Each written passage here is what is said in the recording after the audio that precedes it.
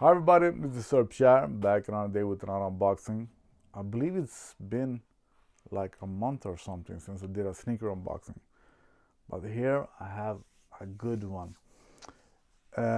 If you want to see videos about the shoe, how the shoe is built, yada yada yada, there are way better videos for that. This is my thoughts about the 2025 Air Jordan 1 Bred banned Unbannable release. Let's get to it. Hip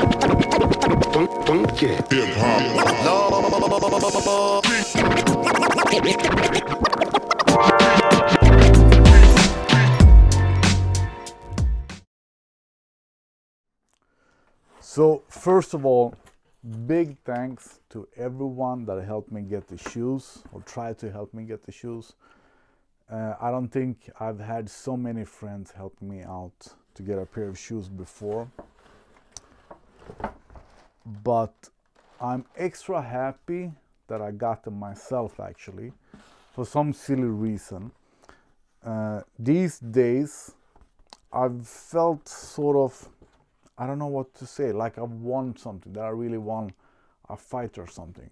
So the sneaker love has really been there. The box is a bit damaged. That was too bad. That was too bad. I usually just throw away the boxes. I have the Air Jordan 1 boxes until I've used the shoes. But this box is supposed to be sturdier and better, and it clearly is. So this box I was going to keep. So too bad that it's damaged. So to the release, we knew way back that the shoes were going to be expensive.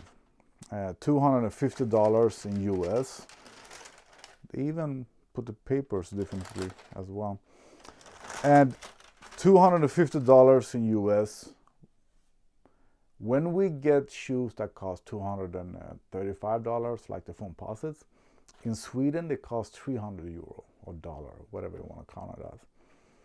But these, weirdly, cost $250, 250 euro, and 2,500 kroner. So the value translation was sort of weird, but I'm just happy with that. I got these from BSTM, and all right, so it feels nice. And the silly thing is that even if I couldn't get me a pair, I would have bought them resale. Sorry to say, but I would. And I almost was going to pay way too much money for them before they got released. So you have probably seen other videos already. And what I thought was so weird with Nike's bragging about how these are as true to original 1985 as possible, that they have reconstructed, they have torn down 1985 pairs to make these, yada yada yada. But why aren't they high cut, 85 cut, as Nike called them themselves? Well, that is because in 1985 the Air Jordan 1 was produced in at least 5 factories and could look in 5 different ways. All right, so that was how it was back then. But when Nike themselves have released shoes for a couple of years now, where they call it the 85 cut, let's take these instead, with the high cut, why don't they make the reconstruction 1985 look Air Jordan 1 Breds with this cut? I'm guessing that the shoes that they had themselves to look at to make these were from one of the factories that didn't have the high cut. So yeah, Nike, that doesn't even know their own history, needed to learn themselves how the shoes looked in 1985. But the thing is, in general, if they would have used drop the shoes, I would be happy with it, because I prefer when they're a little bit lower in the rear, because then they are not as uncomfortable when driving as with the high top. So I wouldn't complain about that at all. And when it comes to the leather, the stiffer leather, when it comes to the, let's say, any mids or the 2013 Air Jordan 1s,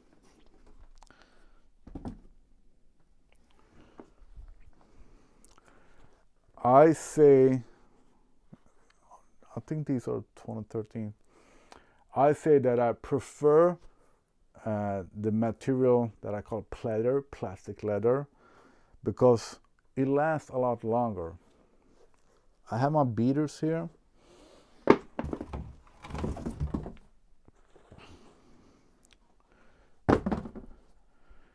These shoes have been my absolutely beaters since 2013 or maybe 14. I think I got them in January 14.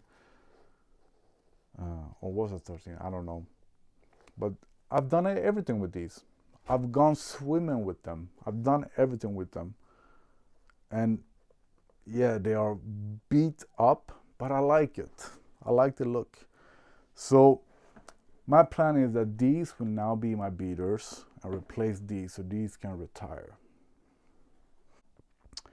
And Brendan Dunn at Complex said said at the show that these will be in shelf, they will not be sold, yada yada yada, and that will be the huge worst experience, embarrassing, yada yada yada for Nike ever, that these will not sell out. A week later, Brendan Dunn started a rumor that there were only 10,000 pairs of these shoes, and that worked. A couple of months ago, I wrote a long post about the Air Jordan 1 Bred, black and red, and I put in the description that this is Nike's or the world's best PR trick ever. That is not even true. And Nike has been doing whatever they can for 40 years now to sell these shoes based on a lie. And I noticed in my own Facebook sneaker group, Solo Crew, that people still don't know about the airships. And I get it. Nike do whatever they can to make money. But I want to say that the whole marketing thing with the whole band thing that they do now, or did now, you know who pays for that? That's us. So the shoes cost them $250 instead of $190 or whatever. That is us paying for marketing. So shouldn't the shoes be more available to people? But it is the FOMO, fear of missing out, that sells the shoes. Sorry to say, I would have gotten them anyway. I think that the Air Jordan 1 Bred and Chicago should always be available in every store, just like your standard Air Force 1 low white and standard Air Force 1 low black. And since Nike is doing this whole ban and unbannable thing, yada yada yada, that would be the best thing, according to me, that NBA tried to ban the shoe, and now you can buy them all day of the week, any time of the year. But no. And when it comes to the airship, I was hoping that they would re-release the Bred airship, at least last year, 2024, when the airship celebrated 40 years. But no, nothing. I was hoping this year they would do that. No, and especially not now. I was hoping for a pack with the airship and the Air Jordan 1 Bred. That would be really cool. That would be the band pack with those two pairs together. But nope. But here we got the shoes, and I'm happy. They are supposed to be as true to 85 as possible. And with that said, and that Nike now had to relearn how the 85 shoes looks, they don't have that in their knowledge. Does that mean that the future 85 cut will look like this? No, it does not. We have videos about that as well. So this look with the sole going in, which I think look weird, You see how it goes shaped like that. And with this cut, this is not the new 85 cut. This is just for this shoe. They are releasing the blue ones later this year with the 85 cut. And I don't think it will be this 85 cut. I think it will be this 85 cut. But we will see.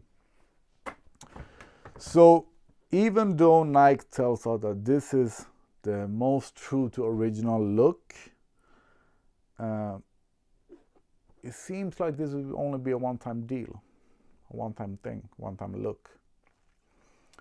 So the future 85 cut will still be the 85 cut that we've seen the last couple of years. But I don't complain. I use complain about the marketing.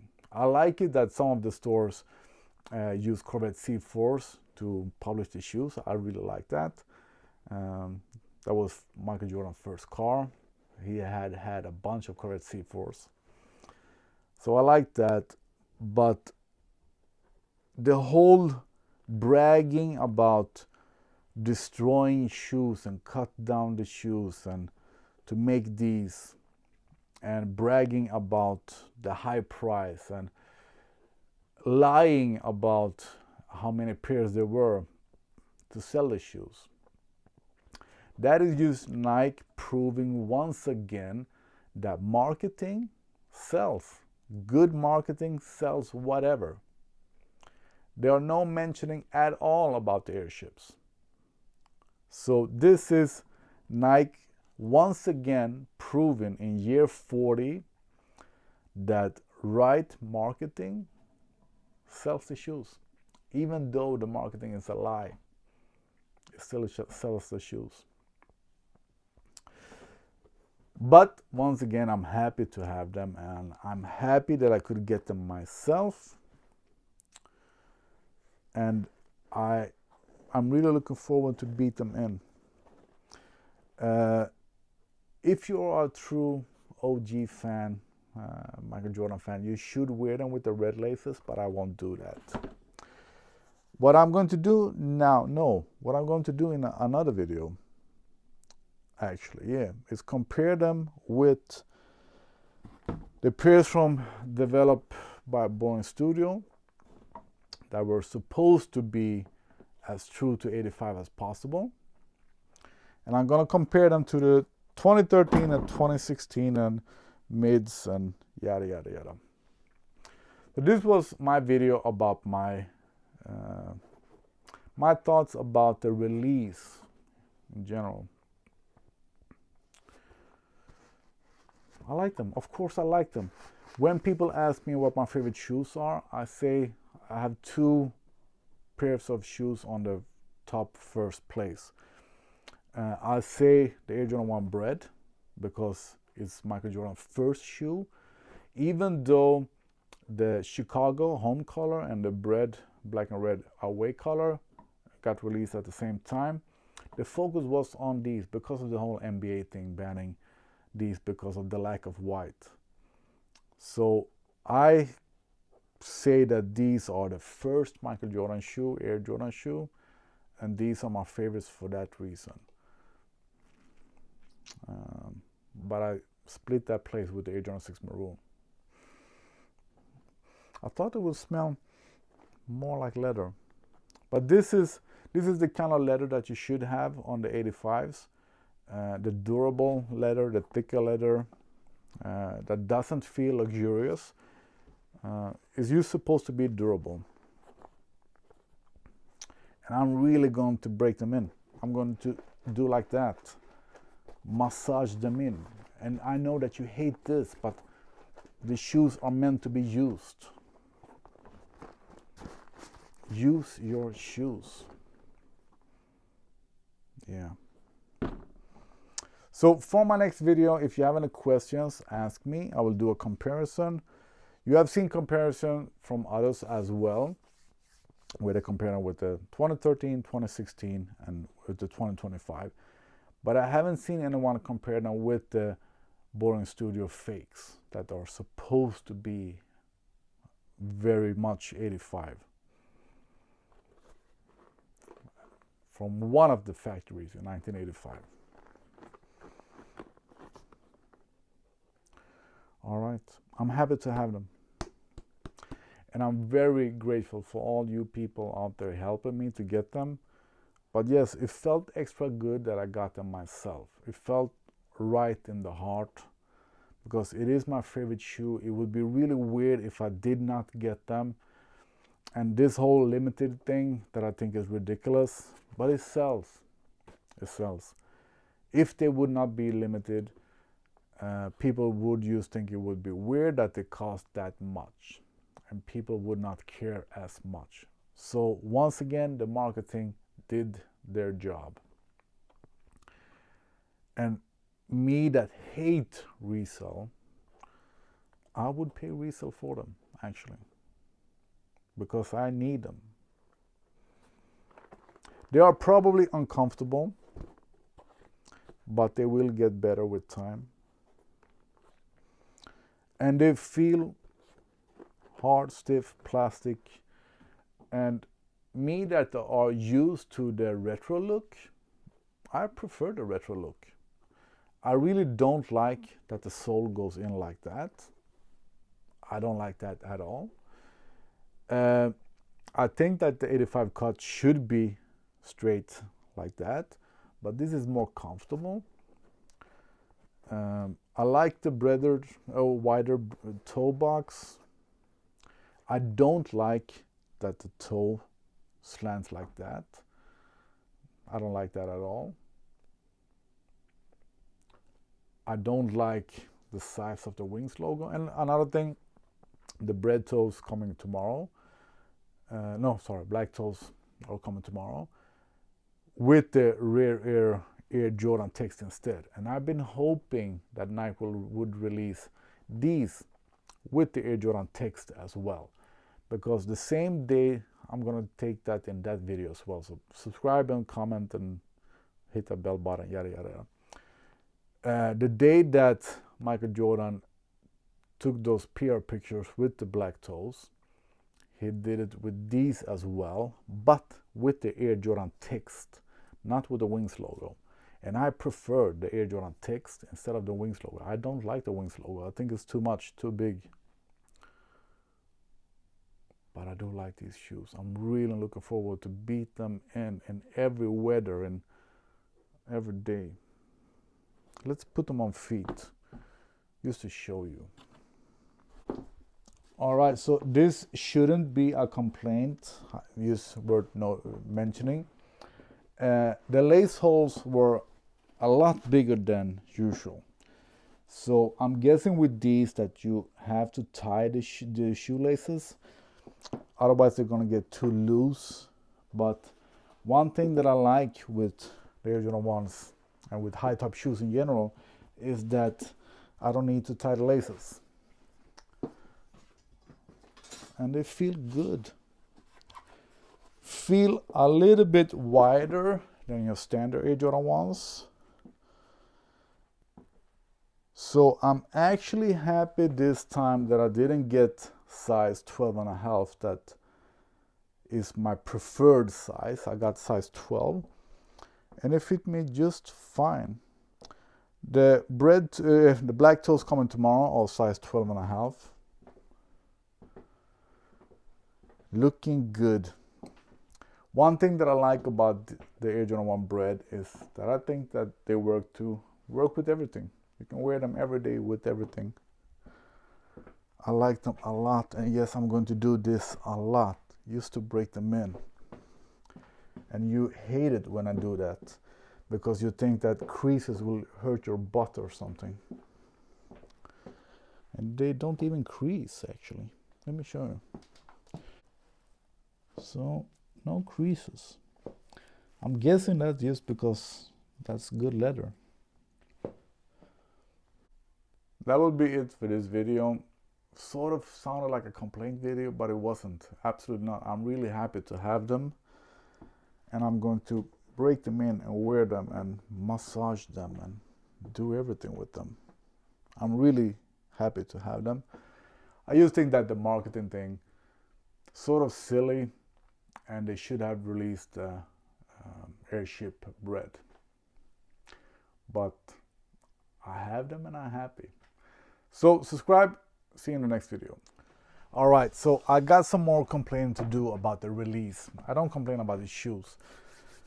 So people, unless Nike themselves go out with numbers saying how many will be produced or limited to, don't trust that at all. And even when they do that, don't trust that either. So the 23 pairs might have been true to US. I don't know. But it clearly seems like we got more of them in Europe.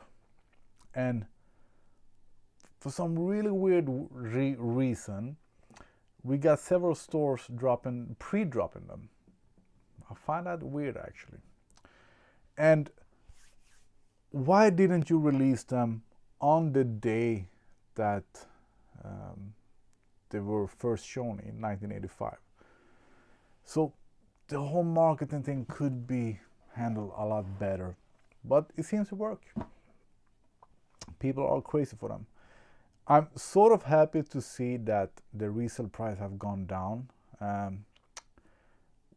When I was going to buy them or thinking of getting them before the release, they were just about $1,000 for my size, US 12, and now it's half that, 500-600, and some sizes for 50 something, and that will go down. It will. So I like the shoes. They are a must for me, and I'm extra glad that I got them myself. And if they are true to 85, yeah, sure, it's fun. I don't have an 85, sorry to say, which I really regret now.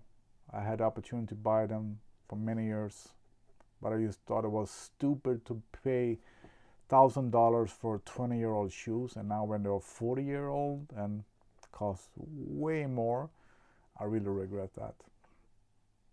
But I'm used to retros, and I like the retros, and I think that modern shoes, protros, whatever you want to call it, should be improved. These, all right, I get it. They're supposed to be uncomfortable and yada yada yada, like they were in 1985. But in general, when you are releasing retros, make them better. Call them protro, or even the remasters shoes were good. So yeah, we can complain a lot, but people still buy these shoes, no matter what, all depending on hype.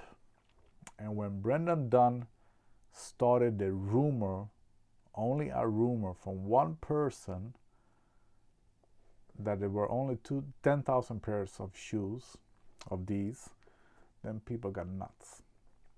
And then the rumor were 23,000 pairs, which sounds better, 23, but I don't think that is true either. Maybe, because in US, I think they were only released in stores and only at 23 stores, I think. So maybe the 23,000 pairs got released there. In Europe, I'm pretty sure we got more than that. So don't be too hasty with paying resale. I'm impressed that there are no marks at all when doing this. Nothing. So I think you people will like them a lot. Use your shoes. Massage your leather. I'm really happy to have them.